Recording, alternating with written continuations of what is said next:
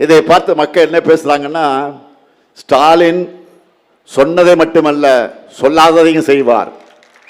ஆனா பழனிசாமி சொன்னதையும் செய்ய மாட்டார், சொந்தமாகவும் செய்ய மாட்டார்னு கமெண்ட் அடிக்க ஆரம்பிச்சுட்டாங்க. பழனிசாமிக்கு 11வது தோல்வி சிக்கரை ஒட்ட மக்களும் தயாராகிட்டீங்க. ஏன்னா இப்ப களத்துல இருக்கிறது யாரு? Super star. சூப்பர் ஸ்டார் யாருன்னு கேட்டா திமுக தேர்தல் அறிக்கைன்னு சின்ன குழந்தையும் சொல்லும்.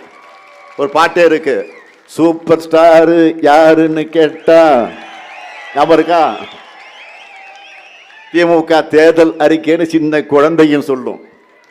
ஆக இப்போ ஐபிஎல் நடந்துகிட்டு இருக்கு, கிரிக்கெட் ஐபிஎல் நடந்துகிட்டு இருக்கு. நீங்க பார்த்துட்டு இருப்பீங்க, நிறைய சிக்ஸர்கள்லாம் பார்த்துருப்பீங்க. தேர்தல் அறிக்கை மூலமா நாம் அடித்த சிக்ஸரில் சிலவற்றை மட்டும் இப்போ ஹைலைட்டா உங்களுக்கு சொல்ல போறேன். முதல் சிக்ஸர் இல்லத்தரசிகளுக்கு கூப்பன் வழங்குகிற திட்டம். எவ்வளவுக்கு கூப்பன் தர போறோம்? எவ்வளவுக்கு கூப்பன் தர போறோம்? 8000 ரூபாய்க்கு கூப்பன். இந்த கூப்பனை வச்சு உங்களுக்கு தேவைப்படுகிற வீட்டுக்கு உபயோகமான பொருளை புதுசாகவும் வாங்கிக்கலாம், இல்லைன்னா பழைய பொருளை எக்ஸ்சேஞ்ச் பண்ணி புது பொருளையும் வாங்கிக்கலாம். உங்களுக்கு பிடிச்ச கடையில் உங்களுக்கு பிடிச்ச பிராண்டு வாங்கிக்கலாம். அது மட்டும் இல்லை, இல்லத்தரசிகளுக்கு இனிமேல் உரிமை தொகை 2000 ரூபாய் கிடைக்க போகுது.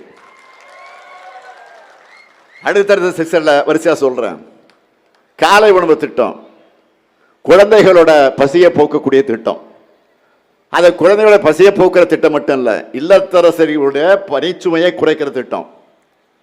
இனிமேல் காலை உணவு திட்டத்தை 8ஆம் வகுப்பு வரைக்கும் விரிவாக்கம் செய்ய போகிறோம். முதல்ல 5 வரைக்கும் தான், 5ஆம் வகுப்பு வரைக்கும் தான். இப்போ 8ஆம் வகுப்பு வரை விரிவாக்கம் செய்ய போகிறோம்.